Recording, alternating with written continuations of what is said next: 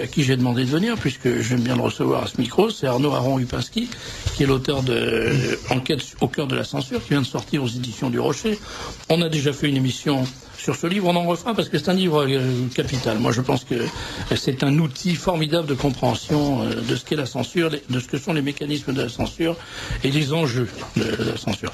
Mais là, Arnaud Aron-Lupinski a publié dans France Soir un papier intitulé L'idole, le blasphème et le censeur, qui est une espèce de d'application de la méthode, on pourrait dire. Hein, oui, on peut un cas. Voilà. Alors, je vous ai demandé de venir pour nous expliquer comment votre réflexion sur les mécanismes de la censure, sur ses motivations, sur ses objectifs, comment cette réflexion peut être illustrée par le cas Bardot, ou le cas Fogiel, si vous préférez. Oui, alors je voudrais faire un préalable, si vous voulez, pour indiquer le contexte dans lequel je suis intervenu dans François. Bon. Le contexte, c'est que au départ, ce livre sur la censure, mon livre sur la censure, traite de la censure du discours politique, c'est-à-dire 1. Marianne est muette, 2. Le langage est truqué, 3. C'est même plus la peine de discuter tant que le langage n'est pas détruqué. Bon. Donc ça, c'est le préalable, c'est la question de base, parce que j'entends beaucoup de débats actuellement sur tout un ensemble de sujets, la laïcité, l'école, l'exception culturelle, etc. Mais on ne peut pas prendre la température si le thermomètre est truqué. On ne peut pas débattre si on n'a pas des règles, si on n'a pas des règles de débat, et en particulier la démocratie est basée sur le Parlement, et les règles de débat conduisent aux conclusions, aux non-conclusions ou aux conclusions truquées. Donc je suis intervenu d'abord, juste avant, pour une affaire qui est parallèle à l'affaire Bardot et dont la presse n'a pas parlé à ma connaissance, bien que ce soit recensé sur Internet, c'est Act Up contre Ardisson. Il y a d'un côté Bébé contre Fogiel et de l'autre côté Act Up contre Ardisson. Et je ne pense qu'on ne peut pas les dissocier puisque la grande figure de la littérature, c'est l'antithèse. Et je rappelle qu'il s'agit de 2 chaînes publiques, Antenne 2, FR3. Donc, quand on élève le débat de 2 émissions, disons que tout le monde en parle, et on ne peut pas plaire à tout le monde, qui fonctionnent en positif, en négatif, en écrou, en contre-écrou. Bon. Et là, on touche, et il n'est pas le lieu, j'ai entendu en parler, mais une couche de censure, qui est la censure médiatique. Donc, j'ai identifié 5 couches de censure, et ça, c'est la censure médiatique. Je dois dire 2 mots quand même avant sur, justement, l'intervention de Victoire Patouillard, qui est la nouvelle présidente d'Act Up, qui a fait une intervention extrêmement intéressante au plan de la censure, si vous voulez. Donc il y a eu d'abord, je rappelle, une intervention le 10 avril par les militants d'Act Up qui ont zappé donc Thierry Ardisson en intervenant et en le déclarant complice du sida et de recevoir trop d'auteurs faisant l'apologie du bear baking. Je ne sais pas si vous savez, c'est le plombage, je ne sais pas si vous savez, c'est la technique qui consiste pour quelqu'un de faire semblant de se protéger, je fais court, dans une relation sexuelle et de contaminer quelqu'un qui ne sait pas qu'il est contaminé. Donc il s'agit de mort d'homme, c'est une affaire extrêmement grave. Donc Act Up est intervenu le 10 avril, donc c'était pas très visible sur le plateau, mais il y avait quelque chose de rouge qui ressemblait à du sang. Et la présidente d'Act Up est intervenue le 26 avril 2003, si vous voulez, et Victoire Patouillard a lu quelques lignes d'Éric Reymès dans lesquelles il indique comment il avait réussi à contaminer une militante de l'association, comment il trafiquait des préservatifs et comment il contaminait des personnes en toute connaissance de cause. Voici le sujet, le fond de l'affaire. Bon. Donc Thierry Ardisson, donc en position de censure d'une certaine manière, a expliqué que pour lui, le fait d'inviter des auteurs comme Éric Reymès ou Guillaume Dustan était important car cela véhiculait l'information, qu'il se devait d'informer le public que de telles pratiques existaient et qu'il fallait en plus se protéger. Donc quel est le mode d'intervention, de justification? C'est-à-dire il faut parler finalement des choses qui peuvent apparaître comme déviances, si vous voulez, parce que ça apporte le remède. C'est-à-dire, bon... Donc Victoire Patouillard, qui a vraiment fait une très belle intervention qu'on aurait bien imaginée dans la tragédie grecque, si vous voulez, bon, c'est pas le décor, a dit que ce n'était pas en invitant des adeptes du bear baking qu'il ferait de la prévention. Elle lui a demandé de cesser d'inviter de façon systématique des auteurs prônant ce type de pratique et a conclu en lui demandant de prendre ses responsabilités face à ce problème. Donc du point de vue méthodologique, du point de vue du schéma, c'est une invention extrêmement intéressante du point de vue de ce qui doit être dit ou pas dit. Et là, ce que fait Act Up par l'intermédiaire de sa présidente, c'est demander d'une certaine manière une certaine forme de censure de ce qui est publié. Ouais. Pardon, alors on en vient. Mais c'est une forme de censure. En fait, moi je trouve ça d'une hypocrisie formidable parce que ça consiste à dire il faut censurer ce qui met en lumière le fait que nous censurons. Parce que Regardez, qu'est-ce qui est censuré dans le message sur le sida et la diffusion du sida? C'est que le sida, ce qui est absolument censuré, c'est que le sida, c'est à 99% une maladie transmissible par relation homosexuelle, accidentellement par relation hétérosexuelle, dans la mesure où un des partenaires a eu auparavant des relations homosexuelles. Donc c'est une maladie d'homosexuel. Ça, c'est absolument interdit de le dire. Et Madame Patouillard, quand elle dit il faut pas dire qu'il y a des gens qui pratiquent la contamination volontaire, elle veut censurer ça parce que ça révèle la réalité, c'est-à-dire que la véritable contamination passe par là. Donc il y a un jeu là, je trouve, qui est assez d'une formidable hypocrisie, qui consiste à dire il faut censurer. Il y a deux questions pour que nous on puisse maintenir notre censure. Il y a deux questions. Moi, ce que je dis simplement, c'est qu'un train peut en cacher un autre, si vous voulez. Et dans le cas précis, donc ce qu'a fait Victoire Patouillard, c'est de dire quelque chose. Elle n'a pas dit qu'il ne fallait pas que ces auteurs passent. C'est qu'elle a dit très techniquement et très précisément, c'est qu'il n'y avait pas une survisibilité de ces auteurs. C'est-à-dire qu'elle ne disait pas qu'il fallait cacher ce phénomène, mais il ne fallait pas lui donner une surreprésentation. Et là, qu'il faudrait là, on touche là une sanction. Enfin, un type qui écrit ça, qui avoue ça, c'est un criminel. Mon rôle, là, je parlais des instruments de mesure, c'est pas de débattre au fond. C'est de dire d'un côté, on a un cas qui pose le problème de la censure au sens le plus large. Je rappelle que la censure, historiquement, ce n'est pas nécessairement d'interdire. La censure, c'est ce que faisait notamment Molière quand il demandait à ses amis de censurer, disons, son Tartuffe, c'était d'exercer son jugement, etc. Donc la censure au sens large. Donc moi, ce que je fais dans mon livre, et c'est pas lieu d'en parler, c'est de bien, si on n'arrive pas à distinguer, c'est ce que dit Molière, les choses, eh bien, on crée des tensions sans avoir de chance de régler le problème. Bon. Et là, dans ce cas-là, elle a posé une vraie question, si vous voulez, sur un vrai problème. A-t-on le droit de contaminer son prochain et de le conduire à une mort éventuelle? Bon. Alors, dans ce cas-là, on va arriver à Bardot. Non, mais c'est important, cette symétrie, si vous voulez, parce que ce qui fait progresser l'esprit, c'est la symétrie. Bon, le langage est fait comme ça. Donc, moi, je n'ai rien trouvé dans la presse, et donc, il n'a pas été possible d'en parler. Parce que vous savez qu'on ne peut parler que ce dont on parle.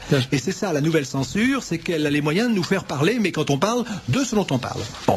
Alors, maintenant, on en arrive donc à l'affaire Bardot, si vous voulez. Bon, dans l'affaire Bardot, et moi, en ce qui me concerne, bon, comme je me le demandais, j'ai étudié cette question du fonctionnement, du point de vue du fonctionnement de la liberté d'expression. C'est-à-dire que la liberté d'expression demande un certain nombre de règles du jeu. C'est comme au Parlement, il suffit de regarder fonctionner le Parlement, n'importe qui ne parle pas n'importe comment. Bon.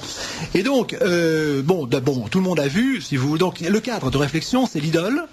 Et l'idole, comme vous l'avez dit tout à l'heure, c'est forcément une marionnette. C'est-à-dire qu'une idole, c'est fait pour véhiculer un certain nombre de croyances. Donc, disons que Brigitte Bardot était en position d'idole, si vous voulez, et donc de marionnette à une certaine époque, en véhiculant un certain nombre de choses. Il ne faut même pas l'oublier. Bon, le blasphème, c'est quand l'idole, si vous voulez, se met à ne plus proférer le dogme pour lequel elle a été construite. C'est-à-dire qu'on a fait un véhicule qui doit propager un certain message, et tout à coup, la véhicule, c'est l'histoire de Pinocchio, sort du rail. Bon. Donc à ce moment-là, c'est le blasphème. Bon.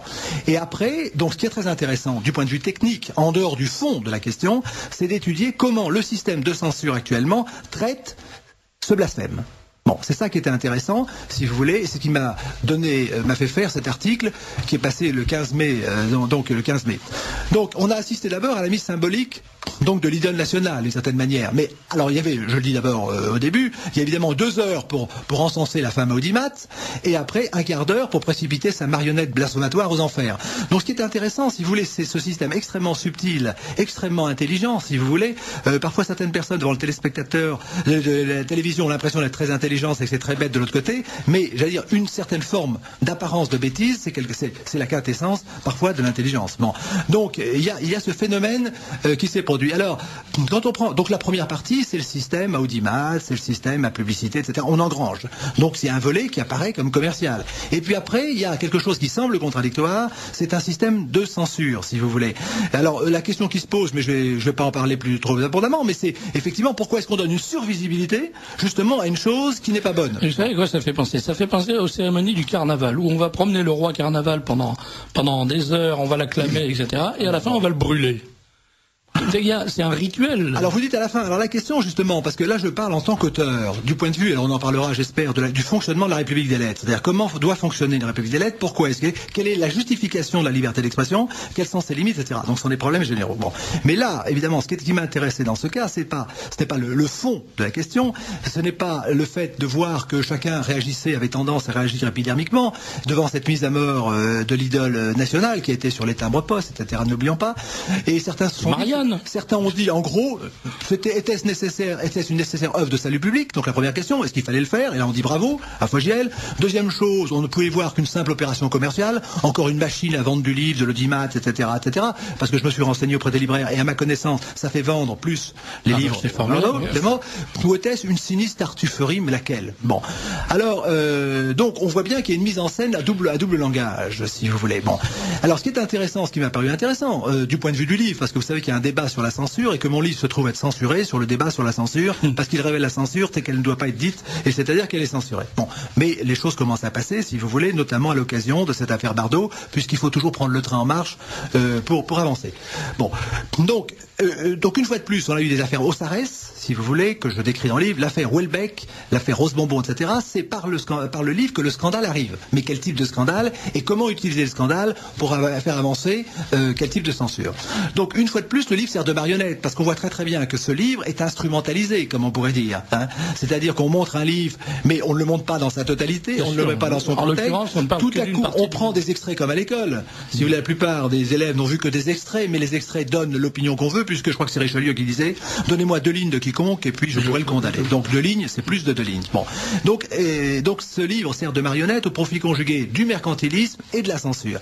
Et c'est ça qui rend la nouvelle censure extrêmement subtile. Si vous voulez, c'était plus une censure qui a les moyens de nous faire taire, mais de nous faire parler. C'est la question du ventriloquisme, dont j'espère nous aurons le plaisir de parler. Alors, donc je suis intervenu en dépit des trucages de toutes sortes qui piègent cette affaire, parce que bien entendu, et c'est pas mon sujet, c'est piégé de tous les côtés, si vous voulez, par le style, par le contenu, par la manière de faire, etc., etc. Donc, mais puisqu'il n'était permis que de parler de ce dont on parle, j'ai pu parler de l'affaire Bardot contre Fogiel et non pas de l'affaire, si vous voulez, d'Act Up. Mais dans mon article, j'avais prévu de parler des deux, mais disons que la place n'était pas suffisante pour en parler. Bon, donc moi ce qui m'a intéressé, c'est de l'étudier du point de vue des règles déontologiques de la critique littéraire et de la médiatisation. Et maintenant, si vous voulez, le grand problème qu'il y a actuellement, c'est que la République des lettres a été totalement supplantée par la médiatisation. Donc ça c'est le phénomène, ce qui permet évidemment de brûler avant de discuter, si vous voulez, parce que dans un auto de fait classique, bon, il y a un jugement, il y a un certain nombre de règles, on en pense ce qu'on veut, mais l'auto de fait est à la fin. C'est la loi à l'ouest du Pécos. Pendons-le, on le jugera ensuite. Ce qui est très intéressant dans cette affaire, comme dans l'affaire Act Up, mais il ne faut pas en discuter comme ça commençait à se faire tout à l'heure, c'est-à-dire éperdiquement, c'est-à-dire qu'il faut poser comme on le fait techniquement dans les sciences, dire premièrement on commence par là, qu'est-ce que ça veut dire, pourquoi ça, est-ce qu'il y a hypocrisie, pas hypocrisie, quel est le présupposé, etc. C'est-à-dire on voit débattre actuellement de tous les sujets, notamment, par exemple, de la laïcité, sans aucun appareil technique. C'est-à-dire que c'est une suite de slogans. Mais ce que je dis déjà, au cas où je ne pourrais pas le dire plus tard, c'est que la laïcité est totalement liée à l'étude des classiques. J'ai étudié à l'occasion de mon livre quel était le type de morale et comment elle était propagée dans la Troisième République. Il est évident qu'à la suite du XIXe siècle, et pour la raison que vous savez très bien, il a fallu prendre, si vous voulez, une base de la morale et que c'était les classiques grecs, romains et puis les grands auteurs. Donc et c'est le mode d'intégration que m'a révélé mon enquête, si vous voulez, à partir de, je dirais, de grands immigrés, qui m'ont dit, nous, sans Hugo, sans le prestige de la littérature française, je n'ai jamais été intégré. Donc le facteur d'intégration des classiques qui fait qu'il y a une admiration commune pour un certain nombre de modèles, si vous voulez, la censure des classiques est suicidaire pour l'intégration. Donc ça, je tiens à le dire, mais je ne vois pas de dossier technique. Alors donc, ce livre, si vous voulez, donc, ce qui m'intéresse, c'est ces questions, et l'affaire Bardot, comme l'affaire Act Up, si vous voulez, permet de juger non pas du fond du procès, qui n'est pas du tout mon intention, mais du seul code de procédure caché. Parce qu'il y a un code de procédure, que je décris dans mon livre, qui suit un certain nombre de règles, assez subtiles, contrairement à ce que certains peuvent penser, et qui permettent effectivement de séparer le bon grain de l'ivraie, et de faire passer un type de pensée, puisque je vous rappelle encore que ces deux antennes, sont publiques. Donc on peut dire que la censure exercée par ces deux chaînes, c'est une censure d'État. Absolument. Alors, donc, c'est la partie qui est importante. Et donc, ce que je voudrais dire tout de même, donc, c'est que les Français, si vous voulez, ces deux types de censure invitent les Français quand même à se poser les vraies questions, si vous voulez, parce qu'on promène tout le monde à l'occasion. Non, on fait réagir, ce qui permet de diviser pour régner, parce qu'on sait très bien que tout ce qui est épidermique, si vous voulez, est manipulable, puisque ce sont des forces qui sont mises en mouvement, et la mécanique, la science apprend comment, à partir de vecteurs dans un sens, par des poulies, on les fait aller dans le sens qu'on veut. Donc, si vous voulez, c'est pour ça que réagir n'est pas agir. Bon. Alors, donc, les questions qui se posent, c'est pourquoi on surmédiatise tel livre? Je n'ai pas vu poser la question, vraiment sérieusement. Pourquoi est-ce qu'on l'a prise? À quoi ça sert? Pourquoi la presse couvre telle affaire plutôt que telle autre? J'ai eu des témoignages très intéressants sur l'affaire Bardot, si vous voulez, certaines personnes que je ne nommerai pas, si vous voulez, qui m'ont dit, mais nous, on m'a obligé quasiment à écrire telle ou telle chose. C'est-à-dire qu'à un moment donné, il faut y aller, et la personne que je ne nommerai pas m'a dit, j'ai un peu honte de ce que j'ai dû écrire. Donc, finalement, la liberté de penser, c'est de dire ce qui est conforme à sa conscience. Bon. Donc, on arrive, et j'arrive à la fin.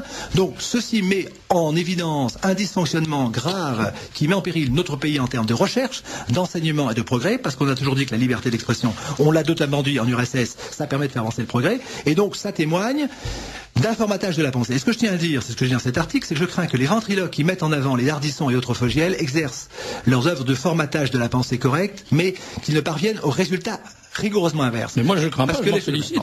Alors, donc, et on pourrait dire en conclusion, si vous voulez, que de toute façon, avec ce système, on pousse à la haine. Et si la haine répond à la haine, comme le disait Gandhi, où s'arrêtera la haine, hein?